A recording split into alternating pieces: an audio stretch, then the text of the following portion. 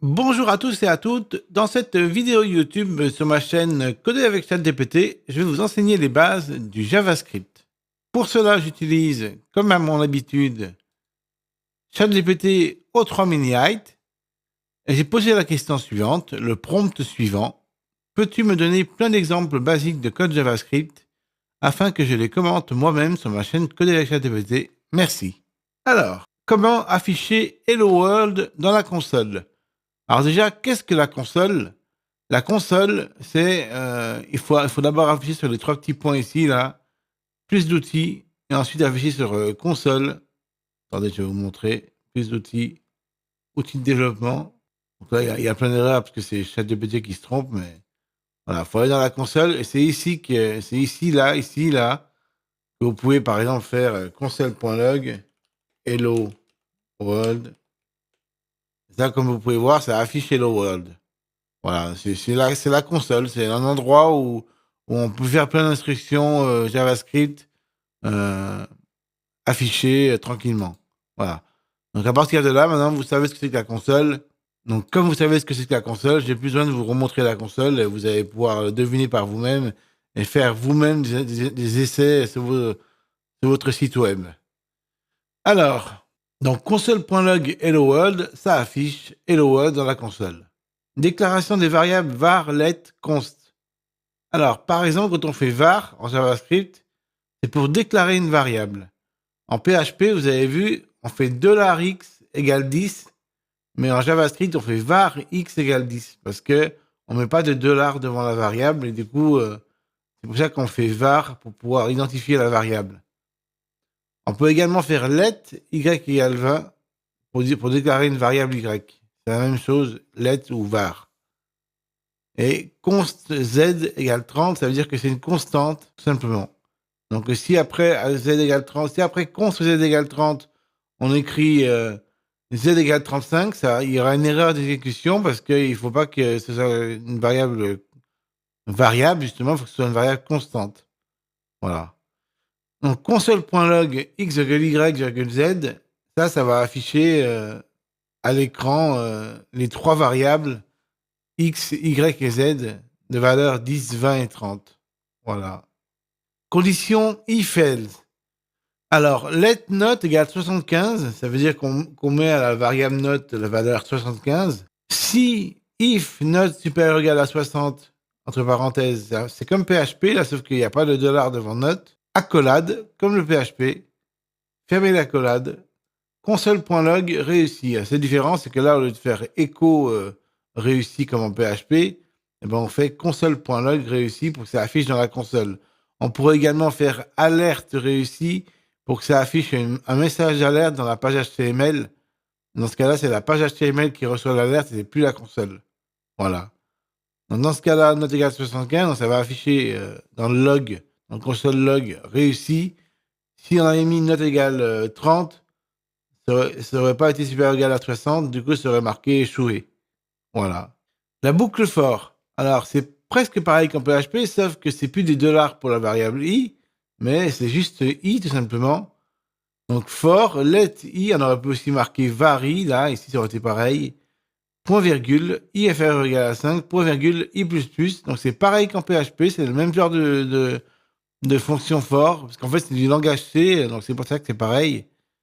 La seule différence près, c'est que au lieu que ce soit des $i en JavaScript, c'est des i simplement. Accolade, console.log, itération. Donc là, je vous avais expliqué qu'en JavaScript, la concaténation, c'est pas point, mais c'est plus.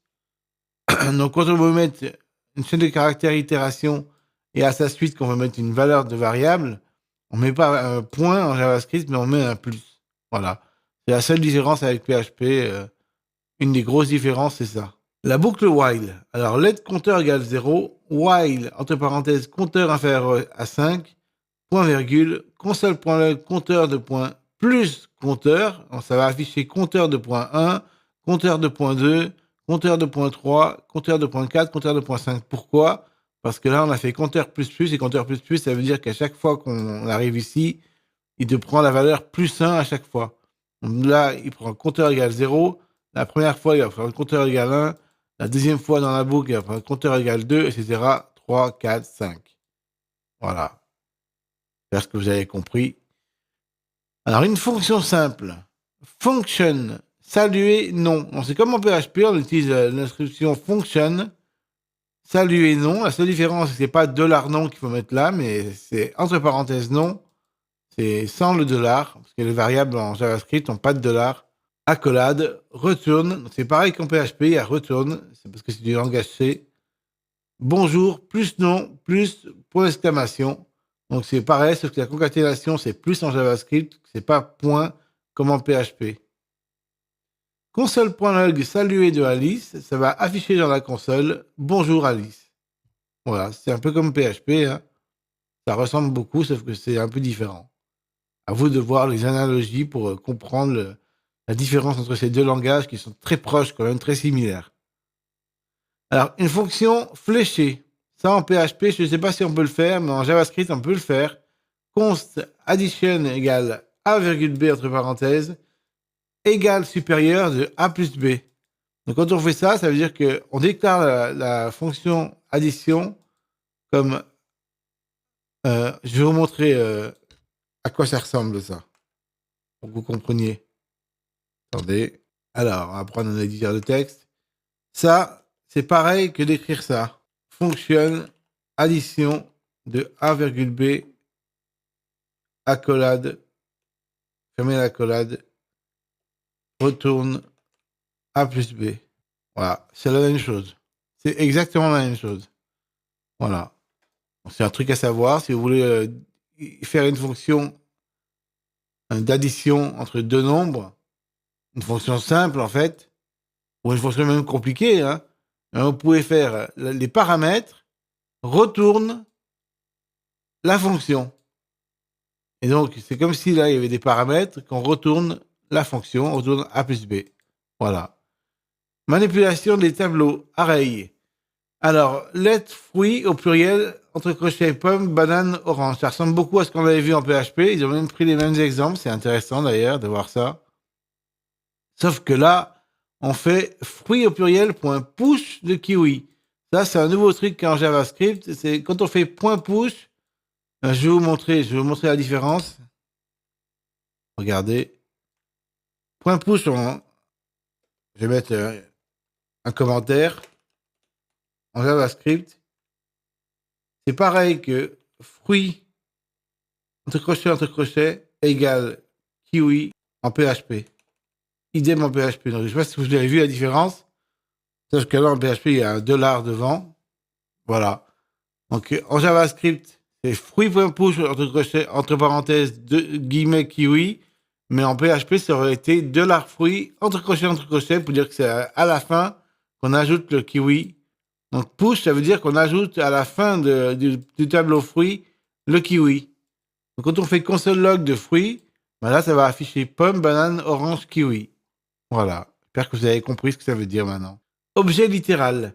Alors ça, c'est un objet dans lequel il y a une fonction et deux variables. Donc, la variable nom de point Dupont, la variable âge de point 30, ça, ce sont des clés. Nom, âge, saluer, ce sont toutes des clés. Et leur valeur de réponse est Dupont pour nom, 30 pour âge, et la fonction console.log, bonjour, je m'appelle 10.nom. 10, ça veut dire que ça prend l'objet personne, ça prend le nom de l'objet personne. Donc ça prend donc celui-là, ce nom-là. En 10.nom, ça va prendre Dupont. Donc si on fait saluer de personne, ça va afficher bonjour, je m'appelle Dupont. Donc, si on fait personne point saluer en bas, parce que point, en fait, en JavaScript, quand on fait un point, c'est que ça prend la valeur de l'objet. Alors qu'en PHP, je crois que c'est différent. En PHP, je crois que c'est égal supérieur, je crois. Je me rappelle plus par cœur, mais je crois que c'est ça. Donc, je vais lui demander, peux-tu m'écrire l'équivalent PHP de ça? On va pouvoir comprendre. Alors, on va voir l'équivalent. Voilà, c'est que j'avais dit égal supérieur, mais c'est pas égal supérieur, c'est trait d'union supérieur. Voilà, c'est ça que je me rappelais plus très bien de la syntaxe. Mais vous voyez, avec ChatGPT, on peut vite retrouver la syntaxe, c'est très facile. C'est très d'union supérieure. Voilà. Donc, on en était où? On en était là. Voilà. Donc avec un PHP, pour prendre les valeurs clés d'une variable, on fait trait d'union supérieure, alors qu'en JavaScript, on fait point. C'est la différence qu'il faut se rappeler. Voilà, simplement. Voilà. Manipulation du DOM. Alors, manipulation du DOM, ça veut dire qu'on peut modifier l'HTML avec JavaScript. Alors, si on fait document.body.innerHTML, c'est qu'on va modifier le body de l'HTML. Le body, c'est le corps de l'HTML. Et si on fait innerHTML égale ça, eh ben, ça va modifier tout le corps du body. Voilà. Ça va mettre cette chaîne de caractères à la place. HTML avec H1 qui est un gros titre, comme je vous l'avais dit dans une vidéo précédente. Je ne sais plus si je vous l'avais dit, mais H1 c'est gros, H2 c'est plus petit, H3 c'est plus petit, H4 c'est plus petit, H5 c'est encore plus petit, et H1 c'est la plus grosse police possible. Enfin, c'est une des grosses polices. Après, on peut modifier la taille dynamiquement, mais c'est encore autre chose. Donc, gestion d'événements, clique sur un bouton. Button ID égale button, cliquez-moi. Ça, c'est un bouton HTML d'ID mon bouton et de valeur cliquez-moi. Donc, si on clique sur le bouton cliquez-moi, il va se passer quelque chose si on fait un truc en JavaScript qui est égal à ça. Document.getElementById de mon bouton.addEventListener. Donc, on met un listener pour mon bouton qui est de valeur clic pour savoir si on clique dessus. Et ensuite, virgule, function de entrecollade alerte bouton cliqué. Ça veut dire que ça renvoie la fonction alerte bouton cliqué. Donc, alerte, ça veut dire que ça va écrire sur la page HTML un pop-up bouton cliqué au moment où on clique sur cliquez-moi. Voilà, tout simplement. J'espère que vous avez compris. Set timeout. Alors, set timeout, c'est pour afficher un message ou afficher ce qu'on veut. Hein. C'est une fonction. Hein. C'est une fonction qui calcule, je sais pas, la surface d'un cercle ou n'importe quoi. Eh bien, au bout de 2 secondes, cette fonction s'exécute. Set timeout de fonction accolade, fermer l'accolade de quelque chose, exécute ce quelque chose au bout de 2 secondes. Parce que là, on a mis 2000. Si on avait mis 10 000, ça aurait été au bout de 10 secondes, évidemment. Donc voilà à quoi sert cette timeout pour exécuter une fonction après un délai spécifié. Ici, 2000 millisecondes. C'est des millisecondes, évidemment. Je ne vous l'avais pas dit, mais ChatGPT vient de préciser à ma place. Alors, cet intervalle, c'est pareil que cette timeout, à la différence près que ça renvoie pas une valeur après un délai donné, ça renvoie une valeur tous les délais, à chaque délai. Donc, quand on fait cet intervalle de fonction accolade et qu'on fait une expression, eh ben, si on ferme l'accolade de cette accolade-là et qu'on met 1000, ça veut dire que tout ce cas-là se répète à chaque fois, tous les 1000 millisecondes. Donc, toutes les secondes, ça fait temps plus, temps écoulé de point 1, puisque là, ça démarre à 0, 1 seconde. Ensuite, temps écoulé égale 2 secondes, temps écoulé égale 3 secondes, temps écoulé égale 4 secondes. Et quand ça arrive à 5, temps égale 5, ça fait un clear intervalle. Donc, ça veut dire que ça casse cet intervalle qui était toutes les secondes. Ça le ferme, ça le clear, ça l'efface. Ça efface cet intervalle-là. Et du coup, il s'arrête au bout de 5 secondes. Donc, affichage d'un message toutes les 5 secondes avec arrêt après 5 itérations.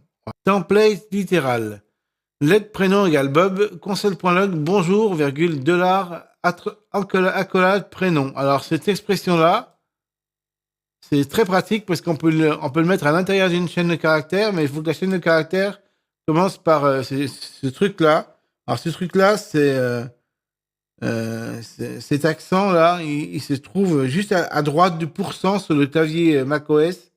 Alors, je ne sais pas sur PC ce que c'est, mais à droite du pourcent, voilà, c'est cet opérateur-là, à droite du pourcent. Donc, si vous faites une chaîne de caractères comme ça, avec ce caractère, vous avez le droit de faire dollar, accolade, prénom, pour prendre la valeur de la variable prénom et la mettre à l'intérieur de la chaîne de caractères sans avoir besoin de faire de concaténation. Donc, je vais vous montrer l'équivalence, ça, c'est pareil que faire ça plus prénom plus guillemets, guillemets. Voilà, c'est la même chose.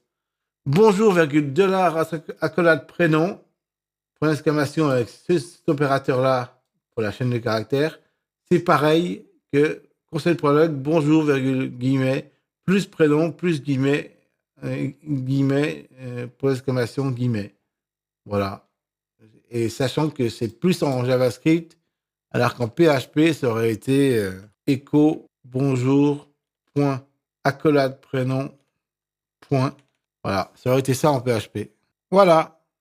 Utilisez les backticks pour créer des chaînes de caractères avec interpolation. Backtick, je crois que c'est ça, là. C'est ça. C'est ça. Je suis pas sûr à 100%, mais je crois bien. Je vais lui demander ce que c'est qu'un backtick, pour être sûr. Qu'est-ce qu'un backtick? On va voir si c'est bien ce que je vous ai dit. C'est des espèces de points d'exclamation. Interpoler un prénom directement dans la chaîne de caractères, ce qui n'est pas possible. Alors, représenté par le symbole, voilà, c'est ce symbole-là. C'est bien ça un backtick.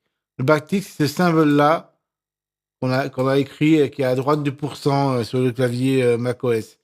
Sur le clavier PC, je ne sais pas où il est exactement, mais sur le clavier macOS, il est à droite du pourcent. Voilà. Donc maintenant, déstructuration d'un tableau. Alors, si un tableau couleur, LED couleur égale entre crochets rouge, vert, bleu, et qu'on fait LED entre crochets couleur 1, virgule, couleur 2, virgule, couleur 3 égale couleur, ben là, on déstructure le tableau. Ça veut dire qu'en fait, on prend toute la structure du tableau et on le répartit dans les variables qu'on a mis dans let. C'est un truc spécifique à JavaScript. Ça, PHP, je pense pas qu'il ait ça. Ou il doit avoir peut-être un équivalent, je sais pas, mais je lui ai demandé d'ailleurs. Connais-tu un équivalent PHP de ça? Je sais pas si ça existe en PHP. Je suis curieux. Et puis de déstructurer un tableau. Ah bah c'est pareil. Vous voyez, c'est exactement pareil. Il suffit de faire entre crochets, couleur 1, couleur 2, couleur 3 égale couleur. Voilà. Donc c'est un peu la même chose, sauf qu'au lieu de faire... Attendez, on va regarder. Au lieu de faire let, ah oui, parce qu'il faut faire let en JavaScript pour redéclarer la variable. En PHP, il n'y a pas besoin de faire let ou var. En fait, en JavaScript, il faut faire let ou il faut faire var devant des variables. Alors qu'en PHP, il n'y a pas besoin de le faire. C'est la seule différence. Et en PHP, c'est des dollars devant les variables. Quand en JavaScript, il n'y a pas de dollars devant les variables. OK. Donc, si on fait couleur 1, couleur 2, couleur 3, bah ensuite, couleur 1 sera égale à la valeur rouge, couleur 2 sera égale à la valeur vert, couleur 3 sera égale à la valeur bleue. Et dans console.log, ça affichera rouge, vert, bleu. Simplement. Opérateur spread. Let nombre égale, entre crochets, 1, 2, 3. Let nombre 2 égale, entre crochets, point, point, point, nombre 1, virgule 4, virgule 5. Alors, quand on fait ça et qu'on écrit console.log de nombre 2, ça va afficher 1, 2, 3, 4, 5. Pourquoi? Parce que entre crochets, point, point, point, nombre 1, c'est égal à la copie du tableau nombre 1. Mais attention, c'est pas l'adresse du nombre 1, c'est la copie du tableau nombre 1. Donc il faut pas se tromper. Parce que si on n'avait pas mis les points, points, points, ça n'aurait pas marché de la même façon. Voilà. Paramètres par défaut dans une fonction. Multiplier, entre parenthèses, a, b égale 2, retourne a fois b.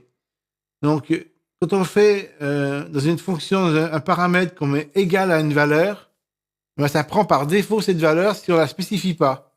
Donc là, on ne va pas spécifier dans le paramètre de multiplier, donc ça va renvoyer 10. Mais si on la spécifie, ça va renvoyer 15. Parce que b sera égal à la valeur 3 et plus 2, et ça va faire a fois 2, a fois 3, 5 fois 3 égale 15. Définition d'un paramètre par défaut pour une fonction. Voilà. Création et utilisation d'une promesse. Alors, qu'est-ce qu'une promesse? C'est pour pouvoir faire du code asynchrone en JavaScript. Par exemple, quand vous faites new promise de function avec un resolve et un reject, eh bien, ce qui se passe, c'est que ce qu'il faut bien comprendre, elle a deux fonctions. Une fonction resolve, une fonction reject. Et quand on fait resolve, entre parenthèses guillemets, opération réussie, ça veut dire que la promesse est résolue. Et quand on fait reject de l'opération échouée, c'est que la promesse est est échoué. Et si par exemple là, on avait fait let succès égale true, là, au lieu de marquer let succès égale true, si on avait fait une grosse fonction qui prenait par exemple 10 secondes à se calculer et qu'elle renvoyait true à la fin, eh bien, quand on fait là la promesse et qu'on fait zen fonction message, console.log message, ça aurait affiché le message de l'opération réussie après les 10 secondes de réflexion. C'est pour ça que c'est asynchrone. Ça ne serait pas exécuté tout de suite. Alors que s'il y avait eu une erreur, le catch de l'erreur aurait affiché opération échouée au bout de 10 secondes. Parce qu'on aurait mis 10 secondes à réfléchir entre le succès égale true et le succès égale false. Voilà, c'est tout. On se sert à faire des opérations asynchrones. Parce que les opérations synchrones, c'est les opérations qui se font à la suite, alors que asynchrone, ça n'attend rien et ça se fait quand c'est fini, en fait. Donc c'est asynchrone. C'est tout ce que ça veut dire, voilà. En fait, asynchrone, ça veut dire que ça attend pas que l'utilisateur fasse des choses, mais ça s'exécute dès que c'est fini. Voilà, c'est tout. Utilisation d'async et await. C'est un peu la même chose, async et await. Async, c'est une fonction asynchrone.